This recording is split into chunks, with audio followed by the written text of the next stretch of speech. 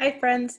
So today we're going to continue our book series sessions for Readers Workshop, and we are on, I believe, session 8 today. So I'm going to go ahead and share my screen with you so we can get started. And here we go. We are on session 8.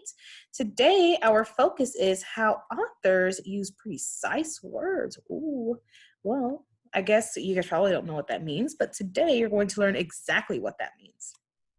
So, oh goodness. Excuse me. Readers, I'm going to tell you 2 stories. I want you to tell me which story gives you a clearer picture. Story 1 or story 2? So are you ready? I want you to close your eyes and picture it, okay? Here's story 1.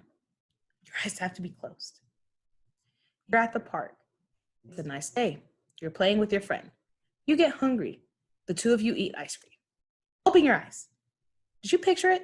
Did you see it clearly? Okay, well, let's do story number 2. Listen to see if this story gives a clearer picture or a less clear picture. So close your eyes again. You're at a water park. The sun is shining so brightly that you are dripping with sweat. You and your friend are sitting on top of the biggest water slide in the whole park. All of a sudden, the 2 of you swoosh down the curvy tunnels until you make an enormous splash into the pool. Cowabunga! You both scream. Then you hear your stomach growling. It's time for a snack, you say as you pull your friend's arm and head to the ice cream stand. The 2 of you sit down to share a triple chocolate ice cream sundae with whipped cream and a cherry on top. Before you know it, there's chocolate all over your face. Yum.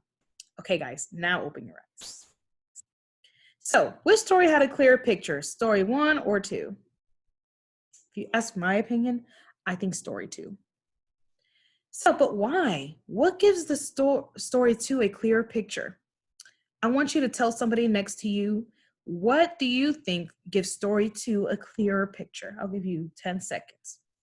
10, 9, 8, 7, 6, 5, 4, 3, 2, and 1. So, you're naming some things we saw yesterday, I'm sure you are. There's dialogue and small actions and lots of things to get you to see, taste, and hear in story 2. So story 2 had a lot of craft moves, like dialogue and all that great stuff. And that's what made it even better. So just like when you write stories, sometimes the clearer pictures has more words, okay? Not just any words, words that help you see what is happening. Authors do the same thing in series. They use lots of words to craft and paint the pictures the way they want their readers to see. So they'll use specific words so to make sure that you get the clear image they want you to see. So today I want to teach you that the authors of your series use not just any words, but precise words to create really clear pictures in the reader's mind. Readers need to pay close attention to the words that authors choose to know exactly what is happening and how things are happening in their stories. So they use specific words, guys, so the picture's clear. So we're about to take a look at some of those clear, precise words. So let's look at the word that Arnold Lobel chose to help us think about what is happening in the beginning of the story alone. So let's look at for some precise words. Frog went to Toad's house. Toad went to Frog's house. He found a note on the door. The note said, "Dear Toad, I am not at home. I went out. I want to be alone." "Alone?" said Toad. "Frog has me for a friend. Why does he want to be alone?" Toad looked through the windows. He looked in the garden. He did not see Frog. Toad went to the woods. Frog was not there. He went to the meadow. Frog was not there. Toad went to the river. There was Frog. He was sitting on an island by himself. "Poor Frog," said Toad. "He must be very sad. I'll cheer him up." Toad ran home. He made sandwiches. He made a pitcher of iced tea. He put everything in a basket. Toad hurried back to the river. "Frog," he shouted, "it's me. It's your best friend Toad." Frog was too far away to hear. Toad took off his jacket and waved it like a flag. Frog was too far away to see. Toad shouted and waved, but it was no use. So do you notice any words that seem to be chosen to show not only what is happening, but how? Do you see how the author, Arnold Lobel, chose to use the word shouted? He didn't just say said. He chose a word that showed how frogs speak. So precise word here is shouted. He could have just said frog, he said, but then you can't really picture him shouting. You're just probably picture him saying, frog, it's me. No, he shouted. This is a precise word. So it's frog, he shouted, right? So the author used the word shouted, okay, because he's being precise. So do you notice any other word choices the author made to show us something in the story, or to show us how something in the story is happening? Let's see. Toad hurried back to the river. Frog, he shouted.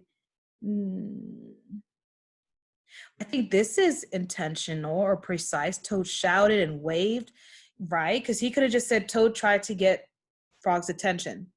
Okay, but let's be precise, shouted and waved. How about on this page? Oh, how about here? Toad ran home. So it's kind of like adverbs in a way. How did he go home? He ran home, okay? So he could have just said Toad went home, okay? So we could just picture Toad walking, but he was precise and said Toad ran home, okay? Because now we're like, oh, he ran home, so you can picture that, right? So the author also used waved like a flag to tell us how Toad was waving his jacket. He could have just said that Toad waved his jacket, right? So he might have just went like this. But no, he said he waved it like a flag, so we know, oh, okay, he went like this. Okay, so the author used wave like a flag to tell us how Toad was waving his jacket. This shows us how frantic Toad is acting, how crazy he's acting, how like, oh my gosh, he's acting. This shows that Toad is desperate and wants Frog's attention. If he didn't say it like that, we probably wouldn't have pictured it that way.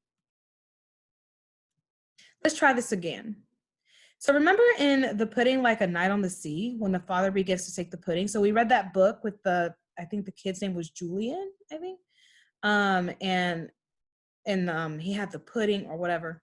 So let's think about the words the author chooses to use in this little part, okay? So let's think about the words here. Then he took down a knife and sliced 5 lemons in half. He squeezed the first one, juice squirted in my eye. Stand back, he said, and squeezed again. The seeds flew out on the floor. Pick up those seeds, Huey, he said. Do you see any precise language here? I do. Wow. The words Anne Cameron chose to write here really show what is happening. Notice he doesn't cut or chop, right? He's sliced.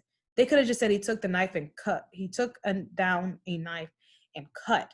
No, they said sliced, okay? To really show what is happening. Notice that, okay? Can you guys see that in your head? I can. So, do you see how precise words help show not just what happened, but precisely how? When you are reading, you should know exactly what is happening, not just generally, but specifically. The words and language that an author chooses will help you. All right. So, let's see. So, oops. Okay. So now I want you to think about, I'm going to read this to you, and I want you to think about some precise words you notice after I'm done reading this. And I want you to tell someone near you, or you can even comment on this video and write what you noticed. You're at a water park. Hold on, this thing is messing up. Okay, you're at a water park. The sun is shining so brightly that you are dripping with sweat. You and your friend are sitting on top of the biggest water slide in the whole park. All of a sudden, the two of you swoosh down the curvy tunnels until you make an enormous splash into the pool. Cowabunga! You both scream. Then you hear your stomach growling. It's time for a snack, you say as you pull your friend's arm and head to the ice cream stand. The two of you sit down to share a triple chocolate ice cream sundae with whipped cream and a cherry on top. Before you know it, there's chocolate ice cream all over your face. Yum. Okay.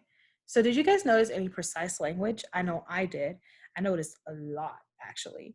I'm going to give you like 20 seconds to find it, and I want you to tell somebody near you what you found, what precise language you found. 20, 19, 18, 17, 16, 15,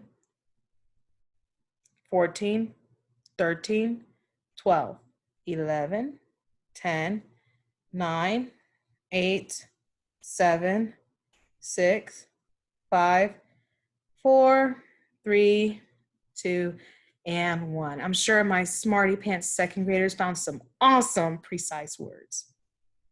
So I'm sure some of you said that I use the word dripping to show that not only are you sweating, you're sweating a lot. So you're not just sweating, you're dripping, right? That's precise language. So do you see that all authors use really precise words to get readers to see more?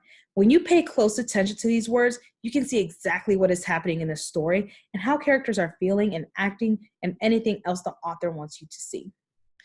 So readers, as you go off to read your series books, remember you can study the way your author helps you make a vivid picture in your mind. So this is our anchor chart. Series reader become experts on author's craft. We notice how the author helps you make vivid pictures in your mind.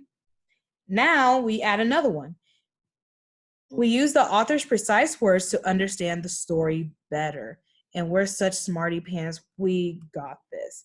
All right, so today, this is what you're going to be doing in your own book, okay? What precise words did the authors use in your books? Write 3 complete sentences. That means, for example, in my book,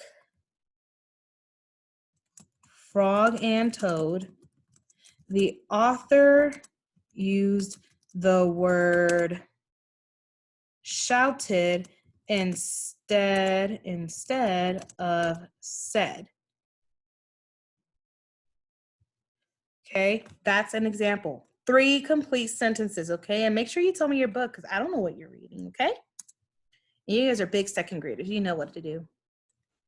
All right, and that's it for today. Again, if you have any questions, just send me a message on Class Dojo, and I am here for you. You guys are smarty pantses, so